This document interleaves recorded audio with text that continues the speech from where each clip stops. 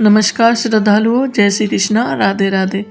आज हम माघ मास का महात्म का 9वां अध्याय का पुण्यदायी वर्णन सुनने जा रहे हैं। आप वीडियो में अंत तक बने रहिए। आइए श्रद्धा के साथ इस पावन अध्याय का प्रारंभ करते हैं। विकुंडल कहने लगा कि तुम्हारे वचनों से मेरा चित्त अति प्रसन्न हुआ है, क्योंकि सज्जनों के वचन सदैव गंगा जल के सदृश पापों का नाश करने वाले होते हैं। उपकार करना तथा मीठा बोलना सज्जनों का स्वभाव ही होता है। जैसे अमृत मंडल चंद्रमा को भी ठंडा कर देता है। अब कृपा करके यह भी बतलाइए कि किस प्रकार मेरे भाई का नरक से उद्धार हो सकता है। तब दूत कुछ देर ज्ञान दृष्टि से विचार कर मित्रता रूपी रस्से से बंधा हुआ बोला कि हे वैश्य, अब तुम अपने भाई के लिए स्वर्ग की कामना करते हो तो जल्द ही अपने 8 जन्म के पुण्य फल को उसके निमित्त अर्पण कर दो। तब विकुंडल ने कहा कि हे दूत, वह पुण्य क्या है और मैंने कौन से जन्म में और कैसे किए हैं, सो सब बतलाओ, फिर मैं अपना पुण्य अपने भाई को दे दूंगा। दूत कहने लगा कि हे वैश्य सुनो, मैं तुम्हारे पुण्य की सब कथा कहता हूँ। पूर्व समय में मधुवन में शाकली नाम का ऋषि था। वह बड़ा तपस्वी, ब्रह्मा के समान तेज वाला था। नवग्रह की तरह उसकी स्त्री रेवती के 9 पुत्र थे, जिनके नाम ध्रुव, शशि, बुध, तार, ज्योतिर्मय थे। इन 5 ने गृहस्थ आश्रम धारण किया तथा निर्मोह, जितमय, ध्यानिष्ठ और गुणातन ने ये 4 संन्यास ग्रहण कर वन में रहने लगे। ये शिखा के सूत्र से रहित पत्थर और सोने को समान समझते थे। जो कोई अच्छा या बुरा उनको अन्न देता था वही खा लेते और कोई जैसा कपड़ा देता था उसको ही पहन लेते थे। सदैव ब्रह्मा के ही ध्यान में ये लगे रहते थे। इन 4 ने व्रत, शीत, निद्रा और आहार सबको जीत लिया था।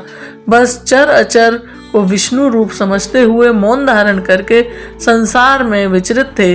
ये 4 महात्मा तुम्हारे घर आए जब तुमने मध्याह्न के समय भूखे प्यासे इनको आंगन में देखा तो तुमने गदगद कंठे से आंखों में आंसू भरकर इनको नमस्कार करके इनका बड़ा आदर सत्कार किया।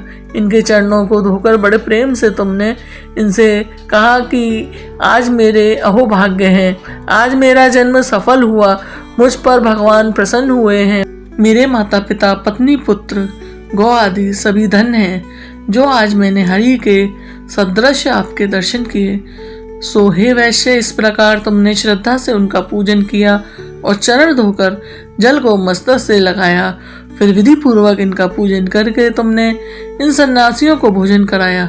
इन सन्यासियों के भोजन करके रात को तुम्हारे घर में विश्राम किया और ब्रह्मा मुहूर्त में ध्यान में लीन हो गए।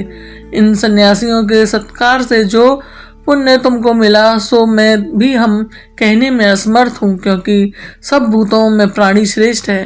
प्राणियों में बुद्धि वाले बुद्धि वालों में मनुष्य, मनुष्यों में ब्राह्मण, बुद्धिमानों में पुण्यात्मा और पुण्यात्माओं में ब्रह्मज्ञानी सर्वश्रेष्ठ हैं। ऐसे ही संगति से बड़े बड़े पाप नष्ट हो जाते हैं।